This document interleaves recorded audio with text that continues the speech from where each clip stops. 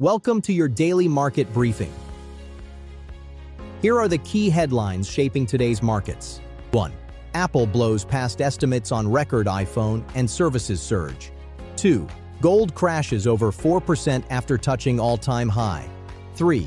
China factory activity stalls as PMI slips to expansion threshold.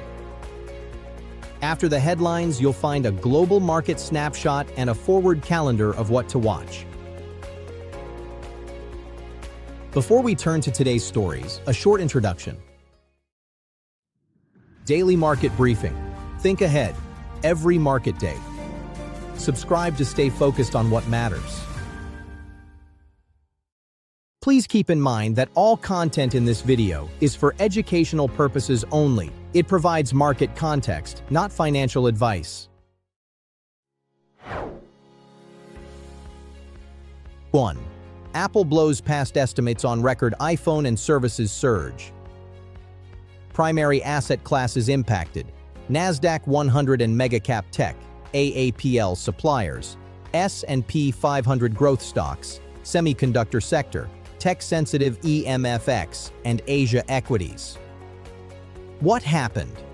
Apple reported fiscal first-quarter revenue of $143.8 billion and earnings per share of $2.84, crushing consensus estimates of $138.4 billion and $2.67 respectively.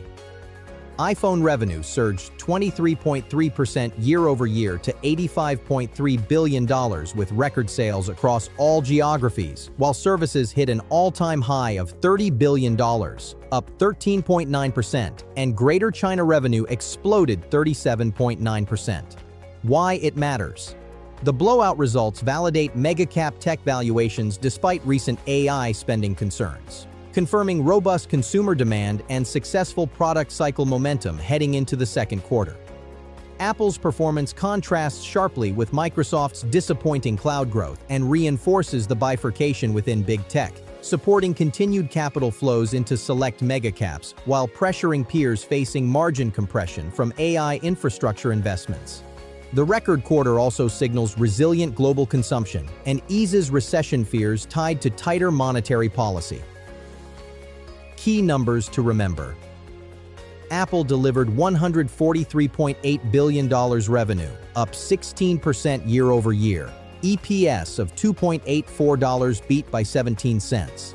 iPhone revenue of $85.3 billion represented 23.3% growth. Greater China jumped 37.9%, defying tariff concerns. Apple's installed base surpassed 2.5 billion active devices. Guidance calls for March quarter revenue growth of 13 to 16%. What to watch next? Markets will assess whether Apple's outperformance triggers sector-wide revaluation or amplifies rotation within tech toward proven earnings growers. Strong follow-through would support Nasdaq 100, semiconductor names, and Asian Apple suppliers, while confirming the soft landing narrative and justifying elevated equity multiples. Conversely, profit-taking after the initial pop or disappointing forward guidance from other megacaps could prompt de-risking and broaden pressure across growth equities and high-beta technology exposure. 2. Gold crashes over 4% after touching all-time high. Primary asset classes impacted: precious metals, gold, silver, platinum, mining equities and metal ETFs, commodity-linked currencies, AUD, ZAR, real yields, and inflation-linked bonds. What happened? Gold plummeted over 4% from an intraday all-time high near $5,608 per ounce to close around $5,196, its sharpest single-session decline in months after hitting record levels early in the session. Silver also retreated sharply from above $120, surrendering recent gains as profit-taking intensified, following the metal's parabolic advance of nearly 27% in January alone, while volatility spiked to extreme levels. Why it matters? The violent reversal signals potential exhaustion in the precious metals rally that had been fueled by dollar weakness and safe haven demand, raising questions about whether gold's record run was driven by sustainable fundamental support or speculative excess.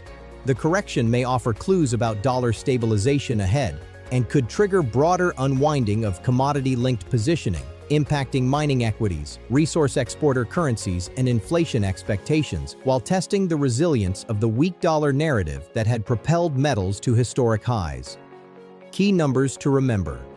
Gold touched $5,608 intraday before crashing over 4.4% to $5,196, erasing roughly $400 in hours. The decline ended a 9-session winning streak. January gains still exceeded 26% despite the correction. Silver retreated from $120 to near $100. Volatility indices for gold and silver spiked above 30%. What to watch next? Investors will monitor whether gold finds support near $5,000 or extends declines toward $4,800, signaling a deeper correction after the parabolic rally.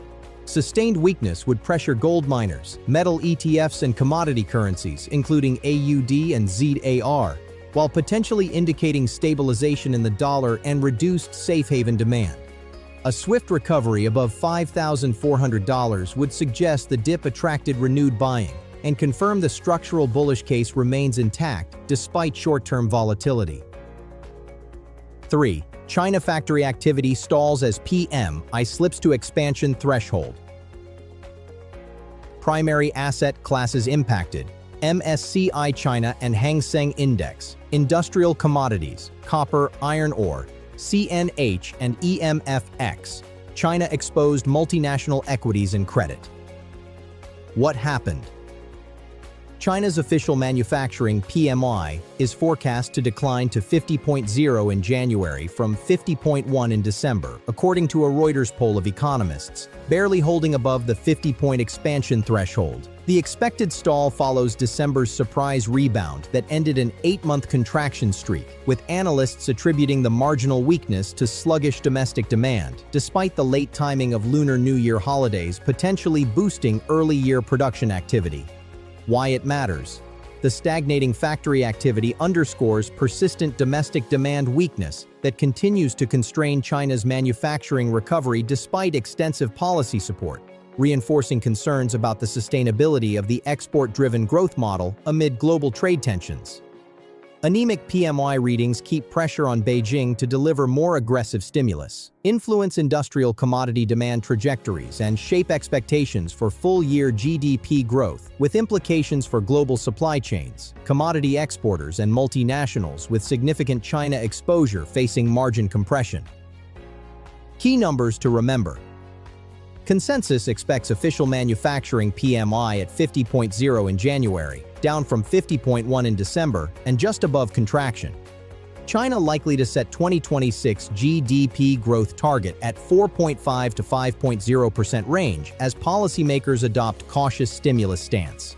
Industrial profits rose 5.3% in December year-over-year, first increase since 2021, but domestic consumption lags exports. What to watch next? Markets will parse the official PMI release alongside the Caixin manufacturing gauge for divergence between large state-owned enterprises and smaller private firms. Weaker than expected readings would intensify calls for stimulus, pressure CNH, weigh on industrial commodities and MSCI China, while potentially triggering policy response from Beijing that could support sentiment. A surprise rebound above 50.3 would ease growth concerns, lift commodity demand expectations, and support China-exposed equities and regional currencies across emerging Asia. This global market snapshot is designed for quick reference. You may pause the video to examine the data more closely.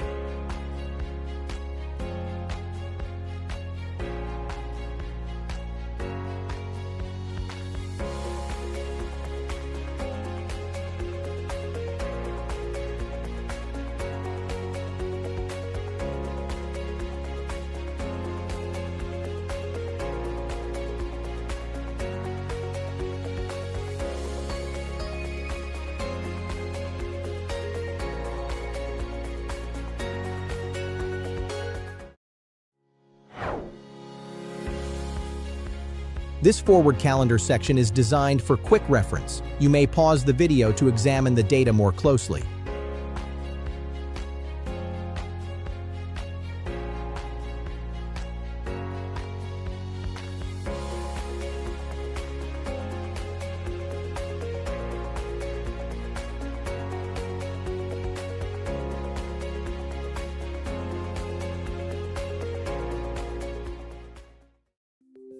Thank you for watching today's briefing. In markets, understanding the field matters as much as making the move. And that's the perspective we aim to provide. Subscribe to Daily Market Briefing and turn on notifications to stay focused on what matters every market day.